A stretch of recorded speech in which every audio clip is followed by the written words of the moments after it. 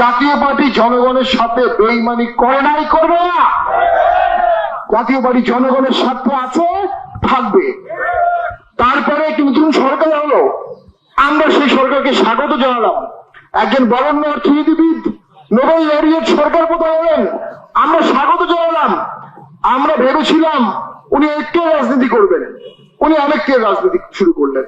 আমরা ভেবেছিলাম উনি আশা জায়গা নিয়ে রাজনীতি করবেন, দুঃখের সাথে দেখলাম এই সরকার দুঃখ জায়গা নিয়ে রাজনীতি করলো এবং সংস্কার প্রক্রিয়া জাতীয় পার্টিকে বাদ দিল। দেশের বিশাল অংশের মানুষকে বাদ দিয়ে একটা সংস্কার হতে পারে না। দেশের বিশাল মানুষকে বাদ দিয়ে একটা সংস্কার টেকসই হতে পারে না। আমরা ভেবেছিলাম এই সরকার দারিদ্র বিমোচন করবে, দারিদ্র আরো বৃদ্ধি পেয়েছে, 28 লক্ষ লোক নতুন দারিদ্র হয়েছে। আমরা ভেবেছিলাম এই সরকার জব ক্রিয়েশন করবে, গত 1 বছরে বাংলাদেশ থেকে 22 লক্ষ জব কমে গেছে। আমরা ভেবেছিলাম এই সরকার তার অসাধারণ ক্যারিশমা দিয়ে রোহিঙ্গাদেরকে ফেরত পাঠাবে, উল্টো আমাদের দেশে আরো 1.5 লক্ষ রোহিঙ্গা ঢুকেছে।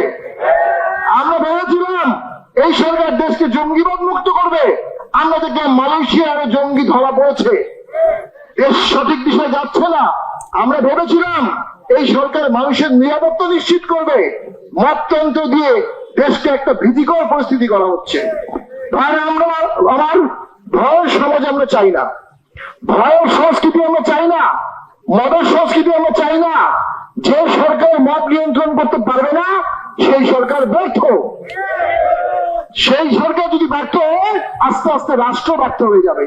আমরা চাই না এই রাষ্ট্র ব্যর্থ হোক, আমরা চাই না এই দেশ ব্যর্থ হোক। আমরা চাই অন্তর্ভুক্তি ইলেকশনের মাধ্যমে, মদ নিয়ন্ত্রণের মাধ্যমে, লেভেল প্লেইং ফিল্ডের মাধ্যমে বাংলাদেশ গণতন্ত্রের নতুন অভিযাত্রা এগিয়ে যাবে ইনশাল্লাহ।